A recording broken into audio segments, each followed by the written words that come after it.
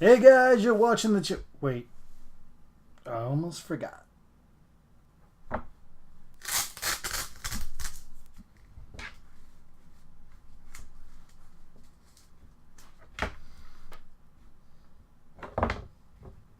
That's more like it.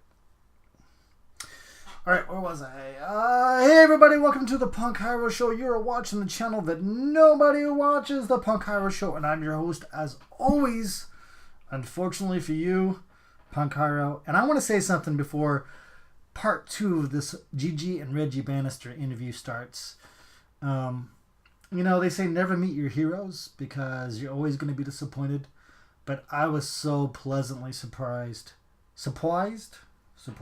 And I can't talk, Shows you what art school really taught me. There's one thing you can't learn in art school. Well, there's several things you can't learn in art school. One of them is how to stop your dog from making noises while you're trying to make a YouTube video. And the other one is how to read or talk. Yeah, they don't teach you either one of those things in art school. Yeah, I went to art school, the Stan Ossett School of Fine Arts, and not once did I get a spelling test. Oh well. Anyway, back to Reggie and Gigi Bannister. My God, they are so well read. They are hyper intelligent. They are concerned. They are activists. They are loving, caring, amazing human beings, and I just feel so privileged that I was able to conduct this interview. And this is part 2 of a multi-part interview. I'm going to drag this out for as long as I can because I want to savor this. Yeah, this is just another interview for them, but for me, and I didn't feel that way. I didn't feel like it was just another interview for them. I felt like we were like kindred souls or long lost spirits, finally connecting. But for me, it was a huge deal. So, God, look at that profile. You tell I've had a few professional wrestling matches in my lifetime. Anyway, man, God, they are great people. That's all I have to say about that. And I would follow their lead into the depths of hell. Okay, enough of that bullshit. On with part 2 of the Reggie and Gigi Bannister interview. Have you seen it? Have you seen it? Oh. Have you seen it? Have you seen it? How can we survive? Run for cover. What was it like when you guys decided to move into producing? Was that a different thing altogether for you guys, or were you pretty comfortable producing? When I met Reggie in '94, I had a business partner, and she had wanted to. She already was sort of a mid-range in a middle person in the banking industry. She, was basically 9-to-5er, and she really wanted to get into the Hollywood scene, if you will. Sure. At the time, I had been a paralegal for many years, and but I always kept a foot in as an agent or special effects or some aspect, of the industry. Reggie, of course, always had a day job, and as well as his acting career, and really hadn't explored behind the camera. And behind the camera was my thing. I was already into the promotional aspects of it, and I was booking. I had people like Walter Koenig and Elizabeth Brooks from The Howling was one of my best friends. She was my client. Vernon Wells from The Road Warriors. Oh my gosh. Ari Mihailoff. But most notably, I had Michael Berryman from The Hills Have Eyes and One Flew Over the Cuckoo's Nest, the evil spirit. And Reggie had just come off of Phantasm 2 or Phantasm 3, and he was very upset that they were sending it direct to video. And he, in fact, he was pissed. And I would say pissed, yeah. Yeah, he was very pissed. I mean, they busted your balls on that, you know? Yeah. And he wanted to know what to do about it, and he wanted to get it out there and promote it himself. And so he called Michael up, and Michael says, well, I've got this chick that is, you should talk to her. She's booking us into conventions. We're making good money. And we're getting our projects out. We're getting our projects out there. And because I would set them up with, not only a table, but also, I'd get them Q&As and like that, interviews and like that. And so that's really thanks to Michael Berryman. That's how Reggie and I met. And so when we did meet, he calls me up, and at the time I was renting from Chrissy McNichols, and I pick up the phone and I go, hello, and he's like, I don't know if you know me, my name is Reggie Bannister, and I'm like, I almost dropped the phone. And I'm like, oh yes, I'm familiar with your work, and he's like, well, I have a project, I'm trying to promote it, it's Phantasm 3, and I'm like, and unbeknownst to him, 1979, I was 19, I was in Humble, Texas, outside of Houston. I was driving a black 79 Challenger with a 440. I was racing it. We called her Playtex because she would lift and separate from the crowd. And I was a huge Phantasm fan.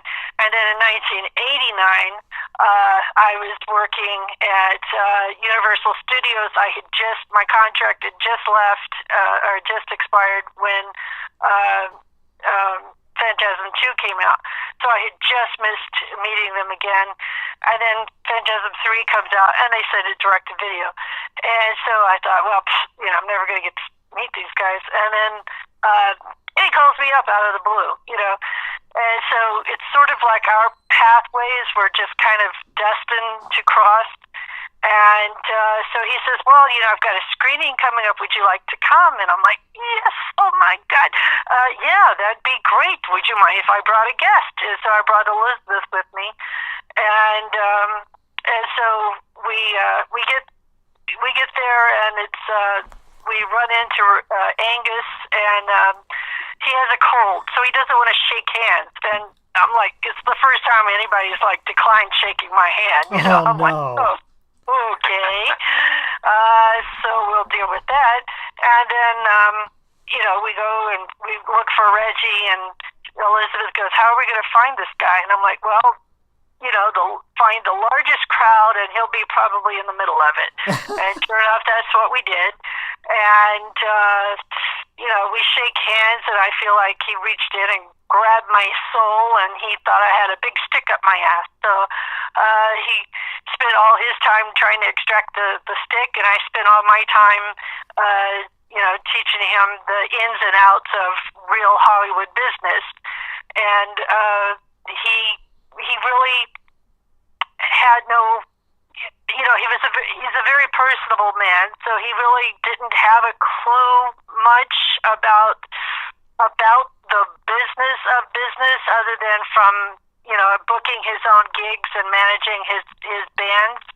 But he'd been screwed over enough times, and the wounds of how Universal treated Dawn and the Phantasm 2 and 3 project were raw enough that he was ready to listen to a new business concept. And if anything, I'm very real about my approach to business, and that's how we wound up together as business partners. And it was my approach to my real reality check approach to business that what really attracted us first. And then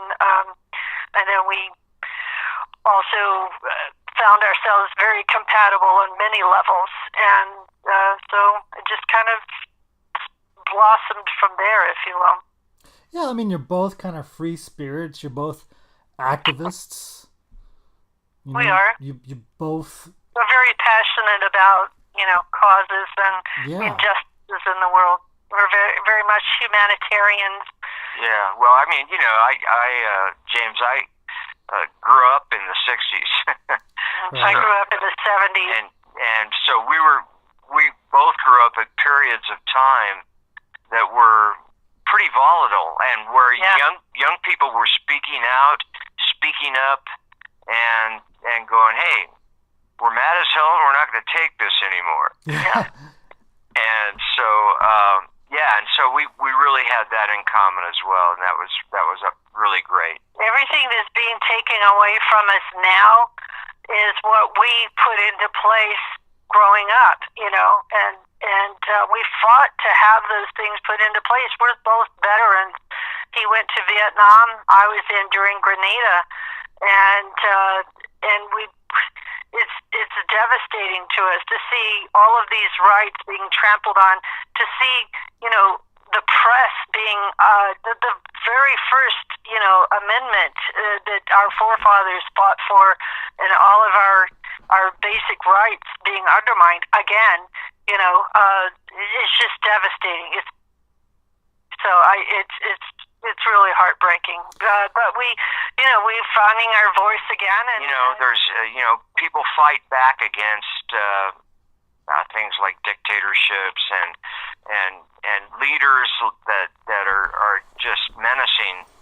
They're only working under for their own good, and not really thinking about the people. And it just keeps happening. It's just part of the human experience. And I think that what I would like young people to know is that it's going to be happening their whole life. Yeah. And yeah. I mean, it's like you go, didn't we solve this? Didn't we fix this already? Didn't we fix this like years ago? And no, it just keeps popping up. You can't be complacent, and you can't get lax. You must constantly be vigilant and diligent in order to protect your freedoms. And that's why the arts are so important. Yes. That's why they're so important. That's what court jesters were for in the old days. Really. Court jesters, I love it. And then it is what they were for. Take people out, and let them have a terrific experience, whether it's drama, comedy, whatever, and let them see it on the screen. And because we've got so many mediums now today, that, so much that, well, like we're talking right now. Yeah, which is blowing my mind. Yeah. And it's we're doing our job. It's my job, yeah. And YouTube, okay. The internet has been amazing to connect people and connect people in a way that's so basic and such a smart way to get connected. Yeah, it's an excellent medium, and the saddest part is when you're constantly out there putting out the word vote, hashtag this, hashtag that, and all of a sudden you actually speak to someone and they go, well, I don't feel like my voice will be heard if my one vote won't matter. When votes come down to literally, 1,000 votes one way or the other, or 100 votes one way or the other, and it does matter. Every vote counts. Every vote counts. And when a millennial tells me, or anybody, not just millennials, but anyone tells me, well, it just doesn't seem like it matters anymore. I don't feel like I could waste my time going to the voting poll to vote. It does. It does matter. If you can stand online to get a Comic-Con ticket, if you can stand online to get a ticket for a concert or to buy a telephone or an iPhone, you can go to stand online to vote.